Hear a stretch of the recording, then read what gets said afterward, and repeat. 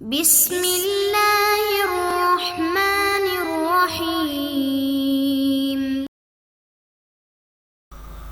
بسم اللہ الرحمن الرحیم۔ السلام علیکم ورحمۃ اللہ وبرکاتہ۔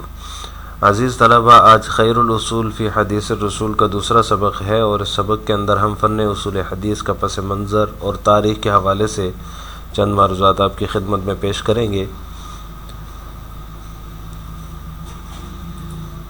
فن اصول حدیث کی ابتدا کیسے ہوئی، اس کو سمجھنے کے لیے ہم کتابت حدیث کی ابتدا کے اوپر چند معروضات آپ کی خدمت میں پیش کرتے ہیں۔ کتابت حدیث کی ابتدا تو حضور اکرم صلی اللہ علیہ وسلم کے زمانے سے ہی ہو چکی تھی۔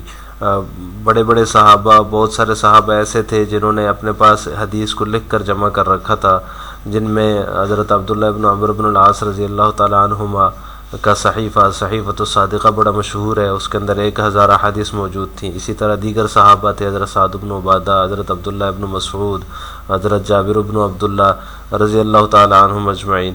اسی طرح حضرت ابو ہریرہ رضی اللہ تعالیٰ عنہ کا جو صحیفہ تھا، صحیفہ حمام بن منبہ کے نام سے، جو ان کے شاگرد ہیں انہوں نے نقل کیا ہے اور انہی کے نام سے مشہور ہے، وہ انہوں نے لکھ کر جمع کر رکھی تھی احادیث اس صحیفے کے اندر۔ تو اسی طرح آپ صلی اللہ علیہ وسلم نے وہ خطوط جو مختلف لوگوں کی طرف لکھے، جن کے اندر احکامات تھے بعض کے اندر، جیسے عمرو بن حزم رضی اللہ تعالیٰ عنہ کو ایک خط مبارک لکھ کر دیا گیا، ایک والا نامہ لکھ کر دیا گیا، اس کے اندر احکامات تھے۔ اس طرح دیگر جو آپ صلی اللہ علیہ وسلم نے جو ہے وہ بعض لوگوں کو خطوط لکھے جن کے اندر احکامات تھے، مسائل تھے۔ تو وہ گویا کہ حدیث کی ابتدا، کتابت حدیث کی ابتدا آپ صلی اللہ علیہ وسلم کے زمانے سے ہی ہو گئی تھی، لیکن ابتدائی اسلام کے اندر آپ صلی اللہ علیہ وسلم نے حدیث لکھنے سے منع فرمایا تھا۔ لا تکتبوا عنی، منع فرمایا تھا کہ میری طرف سے کوئی چیز نہ لکھی جائے۔ اس کی وجہ یہ تھی کہ لوگ ابھی تک وجوہ اعجاز اور معارف قرآن کے اوپر اچھی طرح مطلع نہیں ہوئے تھے، اور ان کے اوپر یہ چیزیں واضح نہیں ہوئی تھی، تو کہیں کلام اللہ اور کلام الرسول آپس میں مختلط نہ ہو جائیں، ان کا اختلاط نہ ہو جائے، فرق کرنا جو ہے سیکھ لیں، اس وجہ سے منع کیا تھا۔ جب صحابہ کرام نے، لوگوں نے قرآن اور حدیث کے فرق کو سمجھ لیا، تو پھر آپ صلی اللہ علیہ وسلم نے اس کی اجازت دے دی، اور جو سابقہ حکم تھا لا تکتبوا عنی وہ منسوخ ہو گیا۔ لیکن مستقل کتاب جو ہے حدیث کی، وہ حضرت عمر بن عبدالعزیز رحمہ اللہ کے زمانے سے شروع ہوئی ہے۔ ان کی تاریخ وفات 101 ہجری کی ہے۔ انہوں نے اپنے ماتحت جو مختلف علاقوں کے گورنر تھے ان کو خطوط لکھے، جن میں کہا کہ مجھے اندیشہ ہے کہ کہیں حدیث کا علم ضائع نہ ہو جائے، اس وجہ سے اس کو لکھ لیا جائے۔ تو ابن شہاب زہری رحمہ اللہ فرماتے ہیں کہ جب انہوں نے ہمیں یہ حکم دیا تو ہم نے دفتروں کے دفتر لکھ ڈالے۔ تو حدیث کی ابتدا وہاں سے ہوئی، سن 1 ہجری سے مستقل کتابت کی ابتدا، اور اس کے بعد پھر دوسری تیسری صدی ہجری میں جو ہے فن اصول حدیث کی ابتدا ہوئی ہے۔ ناظرین، حضور اکرم صلی اللہ علیہ وسلم سے جو حاصل شدہ معلومات ہیں، جو آپ صلی اللہ علیہ وسلم کے اقوال ہیں، فرامین ہیں، ان کا معاملہ انتہائی حساس ہے۔ ایک متواتر و مشہور حدیث ہے، آپ صلی اللہ علیہ وسلم نے ارشاد فرمایا، اگر کوئی میری طرف جھوٹی بات منسوب کرے تو اس کا ٹھکانہ جہنم ہے۔ اسی وجہ سے جو بڑے صحابہ کرام تھے، حضرت ابوبکر، حضرت عمر، حضرت عثمان، حضرت طلحہ، یہ جو ہے ان سے احادیث کی تعداد بہت کم تعداد میں احادیث مروی ہیں، ان سے بہت زیادہ احادیث ان سے مروی نہیں ہے۔ ایک زمانے میں محدثین کو معاشرے میں حکومت کی طرف سے ایک غیر معمولی مقام حاصل تھا، ان کو ایک ممتاز طبقہ شمار کیا جاتا تھا، کیونکہ محدثین نے اپنی پوری زندگیاں حدیث کے علم کے لیے وقف کر رکھی تھیں، اور ایک حدیث کے علم کے لیے محدثین جو ہے وہ سینکڑوں میل دور کا سفر کیا کرتے تھے۔ تو اس وجہ سے جو ہے ان کا معاشرے کے اندر ایک اعلیٰ مقام تھا، ایک نام تھا، ایک اونچے طبقے کے لوگ شمار ہوتے تھے۔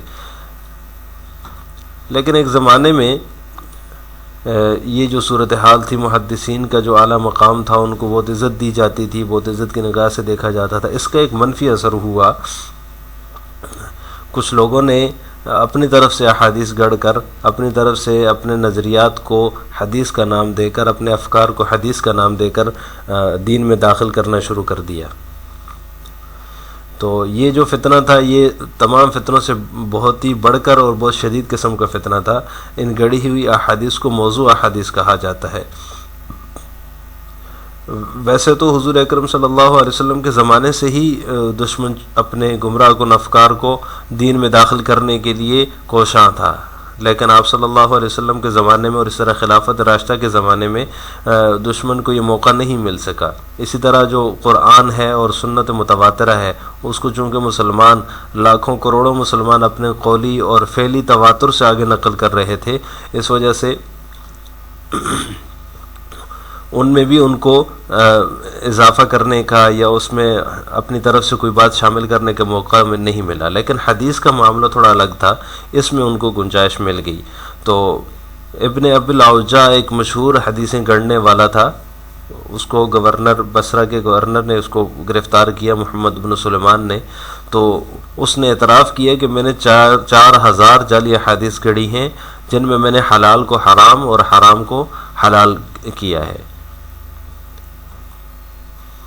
موضوع احادیث گڑھنے کے پیچھے چند عوامل کار فرماتے، وہ عوامل کیا تھے؟ ان میں سے سب سے پہلا جو تھا وہ سیاسی گروہ بندی تھی۔ مسلمان آپس میں سیاسی گروہ بندی میں بٹ چکے تھے، سیاسی تقسیم ہو چکی تھی، اسی تقسیم سے فائدہ اٹھاتے ہوئے بعض لوگوں نے حدیث گڑھنا شروع کر دی۔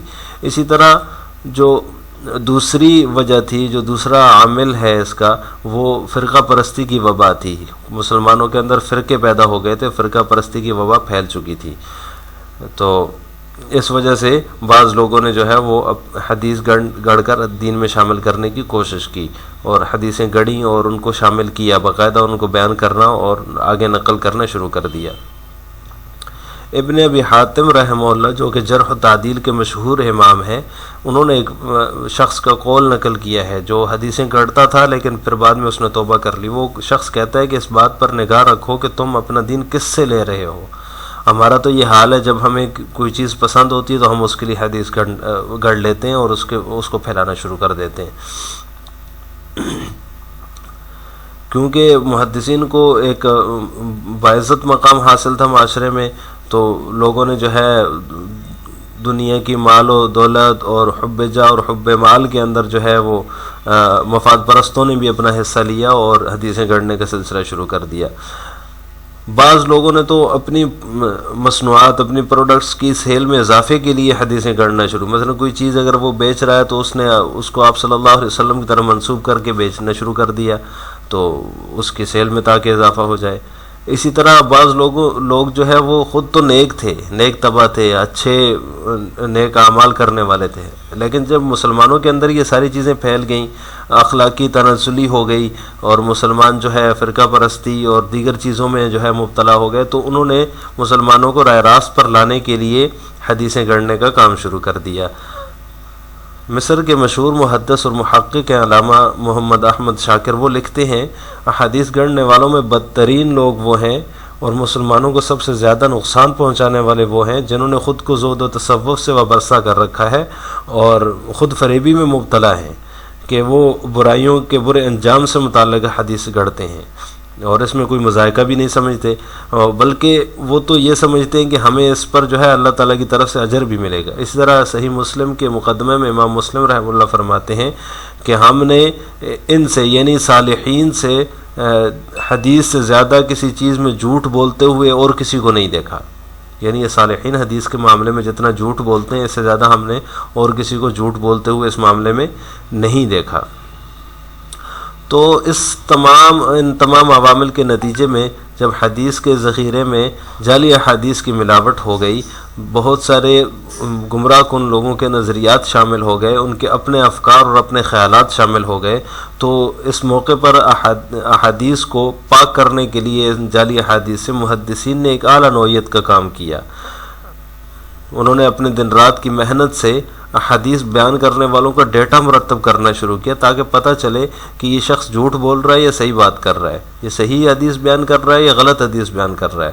تو ان کی ان کاوشوں کے نتیجے میں، ان کوششوں کے نتیجے میں اسماء اور رجال اور جرح و تعدیل کا فن وجود میں آیا۔ یہ ایسا فن ہے جس کی تاریخ عالم میں کوئی مثال نہیں ملتی۔ اور یہ ایسا فن اصول حدیث اور اسماء الرجال جرح و تعدیل کا جو علم ہے ایسا فن ہے، اس کے غیر بھی معترف ہیں۔ جرمنی کے مشہور مستشرق ڈاکٹر ہیں ڈاکٹر اسپرنگر، وہ لکھتے ہیں کہ یہ ایک ایسا فن ہے جس کی مدد سے ہم بیٹھے بیٹھے 5 لاکھ افراد کے بارے میں معلومات حاصل کر سکتے ہیں۔ یعنی ایسا فن ہے جس کے اندر مسلمان جو ہیں وہ جس کے موجد کی حیثیت رکھتے ہیں۔ مسلمانوں سے پہلے ایسا فن کسی اور قوم نے ایجاد نہیں کیا۔ تو عزیز طلبہ، آج کے سبق کا خلاصہ یہ ہوا کہ حدیث کی کتابت کہاں سے ہوئی، اس پر ہم نے بات کی، اور نمبر 2 موضوع حدیث کا سلسلہ کیسے شروع ہوا اور اس کے پیچھے عوامل کیا تھے، ان عوامل کا تذکرہ ہم نے کیا۔ تو یہ مختصر سی آج کی جو ہے مختصر سا خلاصہ ہے آج کے سبق کا۔ اس سبق میں کے آخر میں آپ نے ہمیں کمنٹ باکس کے اندر یہ بتانا ہے کہ حدیث لکھنے والے جو صحابہ کرام تھے ان میں سے چند ایک کے نام بتائیں۔ ایک تو یہ کام کرنا ہے، اور دوسرا یہ کہ موضوع حدیث کے پیچھے 2 عوامل، کوئی سے بھی 2 عوامل، ہم نے 3-4 عوامل کا ذکر کیا ہے، آپ ان میں سے کوئی سے 2 عوامل کمنٹس باکس میں ہمیں بتائیں۔ السلام علیکم ورحمۃ اللہ وبرکاتہ۔